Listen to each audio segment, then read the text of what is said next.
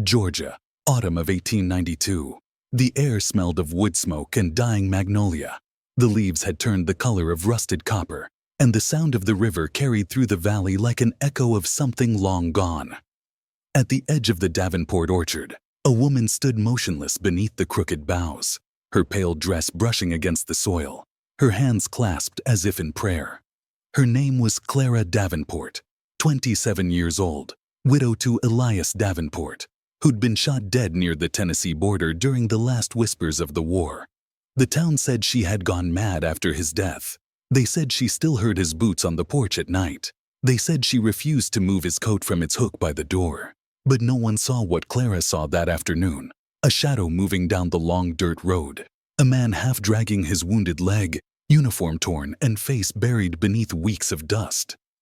He stopped before the gate, his hat pressed to his chest, eyes low like a man stepping into church. "Ma'am," he rasped. "Name's Jonas Hale. I served with your husband." Her breath caught. The air seemed to thin around her. For a moment she thought she was staring at Elias himself. Same jawline, same eyes dulled by loss. Jonas looked older than his years, his hands trembling as if haunted by something unseen. "He saved my life," Jonas whispered. "Before the end, before it happened. I just thought you ought to know." The words "before it happened" hung in the air like smoke. Clara stepped closer. "You knew him?" "Better than most men ever could. He talked about you every night, said you were the light he'd crawl home for." The orchard was silent, save for the crows shifting in the branches above. She studied him carefully, his left hand bandaged, the faint scar beneath his collarbone, the way he flinched when she mentioned Elias's name. Something about him felt unspoken. Something she couldn't yet name, but could feel in her bones. She invited him in. That night, the lamp in the Davenport house burned until dawn. Jonas ate little. He spoke in fragments. He refused to sleep in Elias's old bed, choosing instead the rocker by the fire. When he finally drifted into half-sleep, his lips moved, whispering names, pleading apologies to men who weren't there. And Clara, standing at the doorway, realized she could not tell if his sorrow was real or rehearsed. By morning, she found his coat hung neatly beside her husband's. 2 coats, 2 ghosts, and for the first time in months, she didn't feel alone, only uncertain which of the 2 men she now mourned. The storm came that night without warning. Rain lashed the shutters and thunder rolled like cannon fire over the orchard hills. Inside the old Davenport house, Clara sat by the hearth, listening to the steady drip of water through the cracks in the ceiling. Jonas Hale hadn't left since the morning he arrived. He spoke little, moved quietly, and always avoided the west wing, the room where Elias's study still stood untouched. But on that night, when the storm grew worse, Clara found him there. He was seated at Elias's desk, turning over an old revolver in his hands, the same revolver her husband had carried to war. "You shouldn't be in here," she said softly, though her voice trembled. Jonas turned, guilt flickering in his eyes like the firelight itself. "Forgive me," he murmured. "I was just remembering." He looked tired, hollowed out, like the weight of 1,000 ghosts pressed against his ribs. But there was something else, something he wasn't saying. Clara stepped closer, her bare feet silent against the wood. "You said you fought beside him," she whispered. "How did he die?" Jonas stared at the gun for a long time before answering. "He was brave," he said finally. "Too brave. There was a crossing, fog so thick you could taste it. We thought we were ambushed, men shouting everywhere. He turned to pull me back and—" He hesitated, throat tightening. "I didn't see who fired." A pause, a single heartbeat stretching into eternity. Clara felt her pulse in her throat. Something in his tone, the way his hand shook not from grief, but shame. "You didn't see," she repeated quietly. Jonas met her eyes. His voice cracked like breaking glass. "Sometimes I wish I hadn't." The room fell silent again. Rain thudded harder against the windows. The lamplight trembled. In that instant, Clara knew he wasn't just there when Elias died. He had something to do with it. Jonas set the revolver down on the desk and whispered, "There are things that follow a man from the field, Mrs. Davenport. Things he can't wash off no matter how hard he tries." She said nothing. Her heart felt split open, a wound between love and fury. When he left the room, she stared at the revolver for a long while, tracing the initials carved into the wooden grip, ED, and in the reflection of the rain-slicked window, she saw her own face, pale, hollow, and strange. Like a woman slowly realizing the man sleeping under her roof might be the one who took her world away. The next morning dawned gray, the mist hanging low across the orchard like a veil. From the upper window, Clara watched Jonas walk among the trees, hands behind his back, head bowed as though he were in a graveyard. The orchard had been Elias's pride. Rows upon rows of gnarled apple trees, their limbs twisting skyward like pleading arms. Now they stood untrimmed, unharvested, the fruit rotting where it fell. Clara remembered how Elias used to say the trees carried memory, that each root held a season, each scar a story. As Jonas paused beneath one of the oldest trees, she noticed something. A sma, wooden cross, nearly swallowed by moss, buried near its roots. She hadn't seen it before. When she stepped outside, the air bit cold against her skin. Jonas turned sharply at the sound of her boots crunching the damp earth. "You shouldn't be out here," he said. "Neither should you," she replied. He looked down at the cross and sighed. "Your husband was buried far from here," he said quietly. "But this is where I remember him." The words twisted in her chest. "You remember him here?" Jonas hesitated. "He used to sit beneath this very tree," he said. "Told me once he'd build you a bench here when the war was over." Clara felt something inside her tremble. She hadn't told anyone about that promise, not even the townsfolk who helped her rebuild the fence line after Elias's death. "How did you know that?" she asked, her voice breaking. Jonas swallowed hard. His gaze dropped to the soil. "Because I was the one he told," he murmured. "The night before." He stopped. Couldn't finish. A cold wind swept through the orchard, stirring dead leaves. Clara's eyes fell on the base of the tree again, where the roots were slightly disturbed. The soil turned over not long ago. "What did you bury here?" she asked. Jonas stepped back. "You don't want to dig that up." But she already had. Kneeling in the dirt, she clawed through the earth until her fingers struck something hard. A small metal tag, tarnished with age. When she wiped it clean, the name glimmered through the mud. Elias Davenport dog tag. Bloodstained. She looked up at Jonas, her breath caught between a sob and a scream. "You brought this back?" He nodded slowly.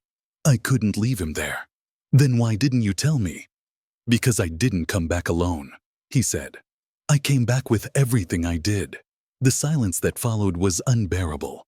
The crows in the orchard started crying as though the trees themselves were remembering something they'd rather forget. Jonas turned and walked away toward the barn, his shoulders slumped beneath invisible weight. Clara sat in the dirt, clutching the tag, the name of her husband pressed against her palm, and the ghost of his killer standing not 20 yards away. That evening, the farmhouse sat in a dim hush, the last rays of daylight spilling through the lace curtains like dying embers. Clara lit a single oil lamp on the kitchen table. Its glow made the edges of the room flicker, half in the world of the living, half in memory. Jonas entered quietly. His shirt was unbuttoned at the throat, sleeves rolled to the elbow, hands still carrying the faint scent of iron and soil. He didn't look at her. Didn't dare. Clara spoke first. "When you left that tag under the tree, were you trying to bury what you'd done, or honor it?" Jonas's jaw tightened. "I was trying to make peace with something that won't leave me." "And yet you came here," she said softly, eyes never leaving his face. "To me." He looked up then, guilt and longing tangled in his stare. "Because you're all that's left of him." A cruel kind of smile touched her lips. "Then you should have let me rest with him." Jonas took a breath, stepped forward. The floorboards creaked. "You don't understand, Clara. What happened that night? It wasn't supposed to be him. I tried to. Stop, she cut in. You tried to stop killing my husband? The lamp's flame hissed as though it could hear the tension in the air. Jonas swallowed, every word heavy. He was already dying when I found him. I gave him water. He told me to find you, to keep you safe. Clara's eyes filled with something between disbelief and grief. And you decided the best way to keep me safe was to take his place. He stepped closer, close enough for her to feel the heat of his breath. No, the best way was to make sure you never found out. Clara stared at him for a long moment, her face unreadable. Then, with slow deliberation, she reached behind her chair and brought out the dog tag. She placed it on the table between them. You think secrets stay buried, she said, but they grow like weeds. The more you hide them, the deeper they take root. Jonas's eyes glistened in the lamplight. Then tell me what to do. Tell me how to make it right. For the first time, Clara's expression softened. You can't make it right, she whispered, but you can make it useful. He blinked. Useful? She leaned closer, her voice low, dangerous, intimate. You want to atone? Then stay. Work this land. Sleep under this roof. Live with what you did. Every day until the day you can't anymore. Jonas looked stunned. You'd let me stay? After? No, she interrupted. I'm not letting you stay. I'm keeping you here. The lamp flickered violently, shadows stretching across the walls like long, reaching hands. And for a moment, the silence that followed sounded almost like Elias's laugh, echoing from somewhere deep beneath the orchard. The moon rose pale over Davenport Orchard, spilling its thin silver light over the trees. The air smelled of apples rotting in the grass and rain that never came. Clara sat on the porch, wrapped in a shawl, her eyes fixed on the edge of the field where the barn loomed like a quiet sentinel. Inside, she could hear Jonas moving, the scrape of wood, the steady rhythm of labor. He had kept his word. Every morning, he worked the soil.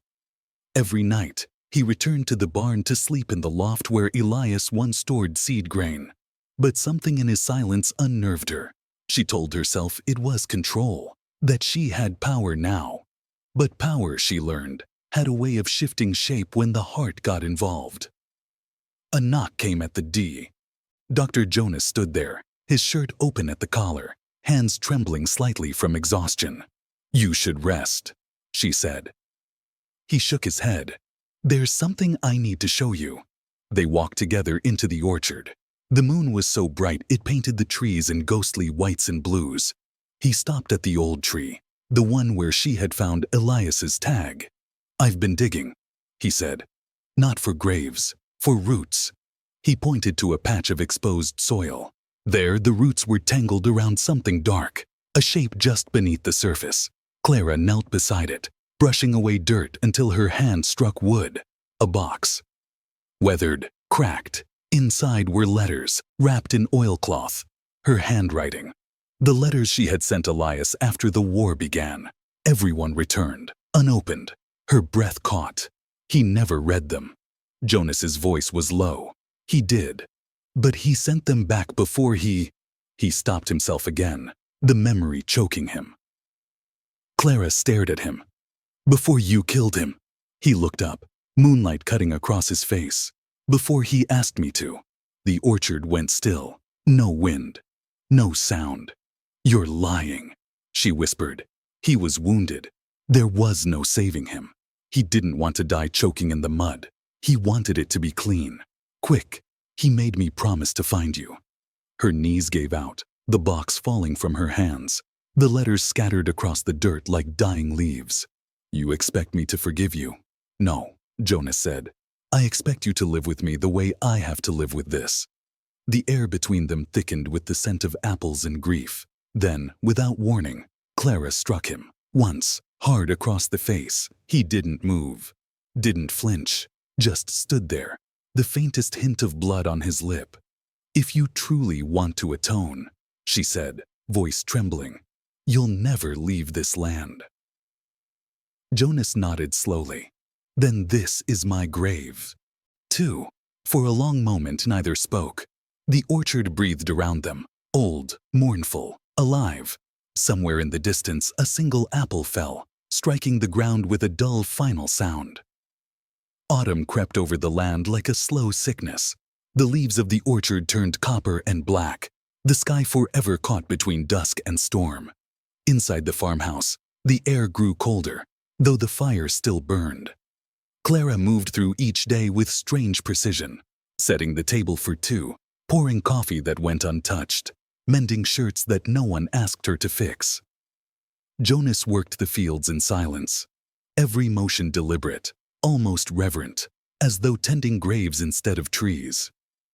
One night, she found him sitting by the hearth, staring into the fire. His hands were clasped together, his knuckles white. "You can't sleep," she said. He didn't look at her. "Every time I close my eyes, I see him. Not the man I killed, the man who trusted me." Clara stepped closer, her shadow falling across his. "Do you ever see me?" He looked up then, eyes hollow, haunted. Every night, something inside her shifted, deep and dangerous. The widow who had once sought revenge now stood before the man who had already punished himself more completely than she ever could. "You said you wanted to make this right," she whispered. "Then swear to me you'll never leave this land, not until I tell you." Jonas nodded slowly. "I'll stay, as long as you want me." Clara leaned closer, close enough that the light of the fire caught in her eyes. "Then we understand each other." She extended her hand. He took it. Their palms met, rough, trembling, scarred. The flames hissed louder, bending toward them as if listening. That night the orchard wind rose. The house groaned, and though neither spoke it aloud, something unholy passed between them. Not love, not forgiveness, but an unspoken contract born of guilt and grief.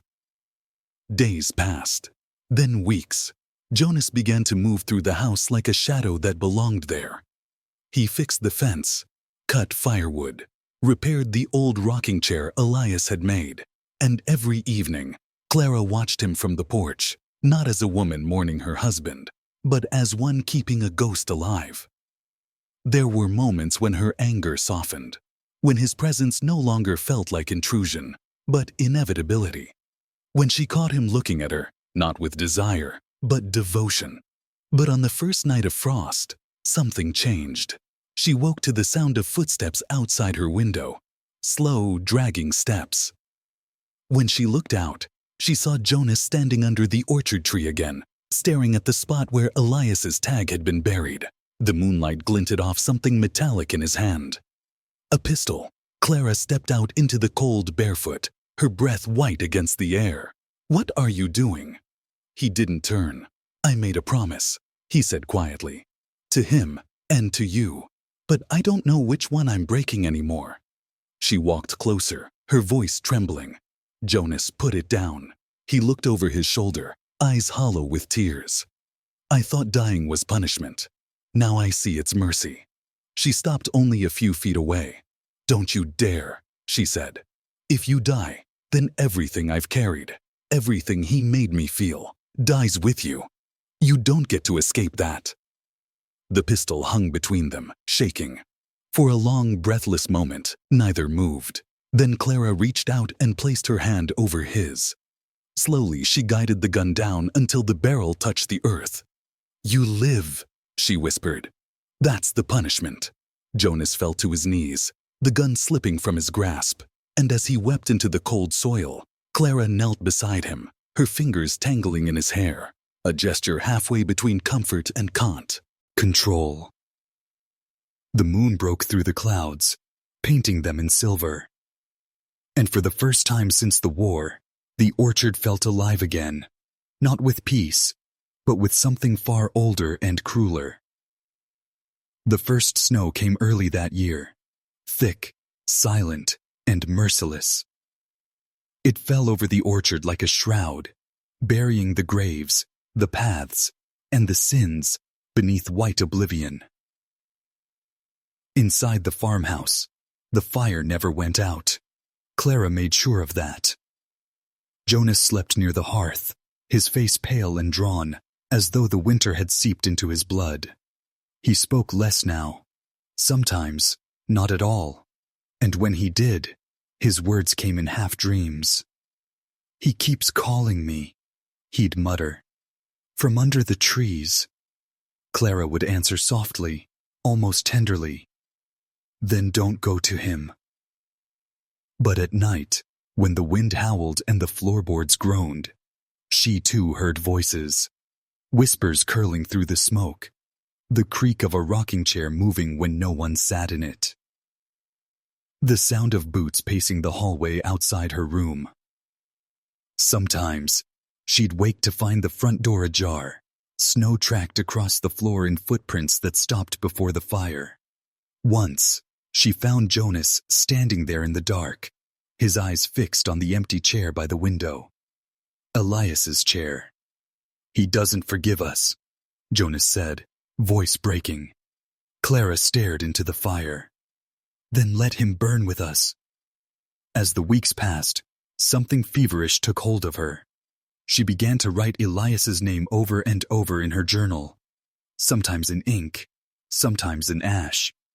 She moved things around the house, whispered to empty rooms, and left plates of food at the foot of the orchard tree. Jonas followed her one night and saw her kneeling there in the snow, her hair loose, her hands red from cold, murmuring to the earth. "He's not gone," she said when she saw him. "He just wants us to remember." Jonas tried to pull her away. "You're losing yourself, Clara." But she smiled, that hollow, terrible smile that once belonged to a woman who believed she'd conquered death. Maybe that's the point. The storm hit 2 nights later, a blizzard that roared like a living thing. They boarded the windows, but the wind tore through every crack, howling down the chimney like a scream. Jonas kept the fire alive while Clara stood by the window, staring into the white void outside. And then, through the snow, she saw it. A figure, tall, dark, and motionless at the edge of the orchard. A shape she'd know even if her eyes were closed. Elias. "He's come back," she whispered. Jonas turned, saw nothing, but when he looked back at her, she was already opening the door. The cold hit her like a blade. Snow whipped her face, clung to her lashes, filled her mouth when she tried to call his name. "Elias! Elias!" Behind her, Jonas followed, shouting her name, stumbling through the storm. But the wind swallowed his voice. When he finally caught up, he found her kneeling in the snow, hands clutching at the frozen ground. There was no one there, only the outline of footprints leading nowhere, and the half-buried pistol glinting beside her. She looked up at Jonas, tears freezing on her cheeks. "He's still here," she said. "He never left." Jonas knelt beside her. His hands trembled as he took the gun. "Neither did you." For a long moment they just stared at each other, 2 souls too broken to know where guilt ended and haunting began. Then Clara whispered, "Burn it. All of it." That night, they set the farmhouse ablaze. The walls crackled, the windows shattered, and the orchard glowed like a field of dying stars. Flames devoured the rocking chair, the ledger, the blood-stained soil beneath the floorboards. Jonas stood beside Clara, the light painting their faces in golden red. "You think this will free us?" he scared. Clara's voice was low, calm, almost peaceful. "No, but it will keep him warm." As the roof caved in, she didn't look away. Neither did Jonas. When spring came to Harrow's mill, it did not bring warmth. It brought silence. The fire had eaten through everything. The farmhouse, the orchard, the land that had once breathed with sin. What remained were blackened trees and the faint smell of char still clinging to the soil, as though the earth itself refused to let go of what it had witnessed. Weeks passed before anyone ventured near. By then, the townsfolk whispered that the snow melted quicker around that place, that no matter how cold the mornings, the ground at the ruins was always damp, always breathing. And sometimes, at dawn, A single ember could still be seen glowing faintly in the ash. Down by the river, Jonas lived in what remained of the mill's keeper's house, a shell of a place with no door, just a rusted latch and the sound of water grinding stone. He had not spoken Clara's name in months, but he carried her shawl wherever he went, folded neatly in his coat like a relic. He still saw her sometimes, in the mist, in the reflection of the river when the morning light hit it just right. That face, serene and watchful, as if she were waiting for something to thaw that never would. He spent his days repairing tools, mending nets, pretending the world hadn't burned behind him. But the nights were different. The nights still belonged to her. One evening, while collecting driftwood along the bank, Jonas saw something strange tangled in the reeds. Something pale, half hidden beneath the thawing ice. He thought it was a branch at first, until the river's current turned it. A hand. Jonas waded into the freezing water, breath sharp, heart hammering. When he pulled it free, it wasn't a body, not fully, just the bones of one. A woman's ring still clung to one slender finger, a delicate silver band engraved with a faded letter E. He dropped it instantly, because he knew that ring. It wasn't Clara's. It was Elias's mother's. The same ring Clara once wore around her neck after the night Elias disappeared. He stared down at it, water dripping from his hands, the river swirling red where the ice had scraped his skin. She buried him here, he whispered. And now he's coming back. That night, Jonas dreamt of the orchard again. Only it was whole this time, green, alive, shimmering with summer light.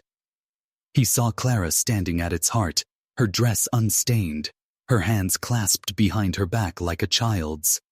And beside her stood Elias, not burned, not broken, but smiling. They turned toward Jonas, both of them, their eyes dark and shining. Then, with one motion, they reached out their hands. "It's your turn now," Clara said softly. He woke in a cold sweat. Outside, the river murmured in the dark, a slow, rhythmic pulse, like something breathing just beneath the surface. The next morning, Jonas was gone. All that remained inside the mill house was the folded shawl, the pistol, and a single line scrawled across the soot-stained wall. "The fire never dies, it just waits for the thaw."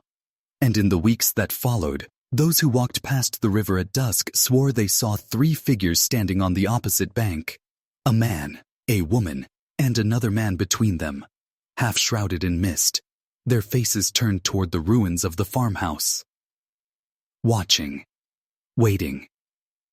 And when the wind blew just right, you could hear the echo of a voice, neither pleading nor cursing, but calling. Come home. By the time summer took root in Harrow's mill, the land had changed hands again. A developer from Lexington bought the acreage cheap, 60 acres of scorched soil, and the bones of a once thriving farm. He wanted to build something new there, something modern, something clean. But when his men began to dig, they struck more than stone. The first thing they found was glass, warped, melted, fused to iron, as though the ground itself had tried to swallow it. Then came buttons, burned cloth, fragments of a piano key, and finally, on the 4th day, a coffin lid made of blackened cedar, barely intact, wedged deep beneath the roots of an old apple tree. When they pried it open, the air that escaped was heavy, damp, and sweet, and wrong. Inside, there were bones, 2 sets, one larger, the other small, childlike, and resting between them, a locket, still warm, though the soil around it was cold. The discovery halted the project immediately. Local officials cordoned off the land, and word spread quick through town, quicker than wildfire. Some said it was the remains of Clara and Elias. Others swore it was someone else. one of the missing children from the flood of 1892. But there was one thing everyone agreed on. The orchard had always been cursed ground. That night, the sheriff returned to his office with the locket sealed in a glass case. He left it on his desk beside the lamplight, unable to stop staring at it. The metal shimmered faintly, like something breathing. When he finally opened it, there was no photograph, just a pressed flower, brittle, ghost pale, and shaped like a bell. Across town, the church bell rang at midnight. No one had pulled the rope. No wind had touched the steeple. And in the fields outside Harrow's mill, under the skeletal orchard, the ground began to hum.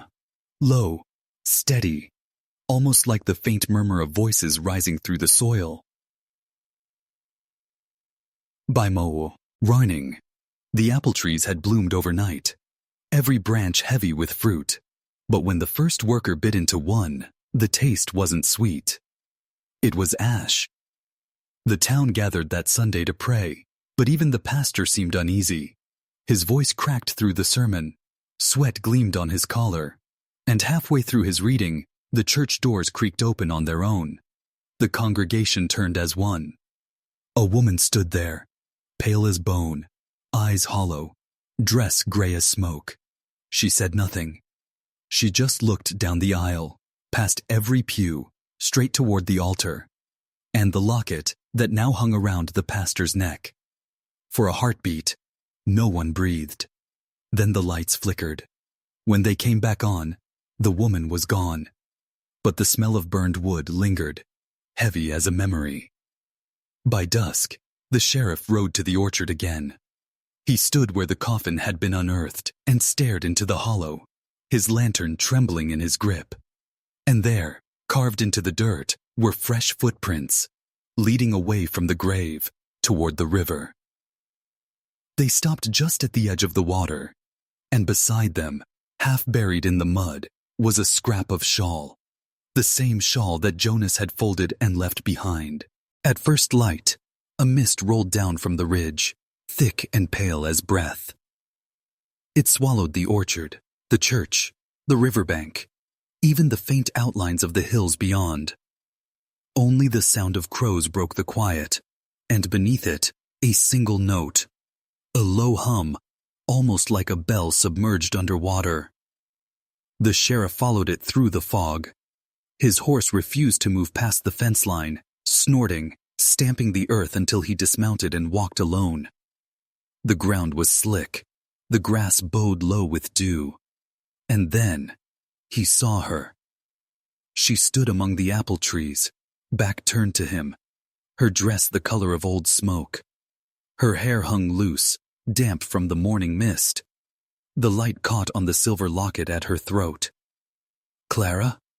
he whispered. She didn't turn. She only spoke softly, her voice carrying through the air like wind through reeds. "They thought it was over," she said. "They buried what they couldn't understand." The sheriff's hand hovered near his revolver, though even he knew it wouldn't matter. "What do you want?" he asked. "I want them to remember."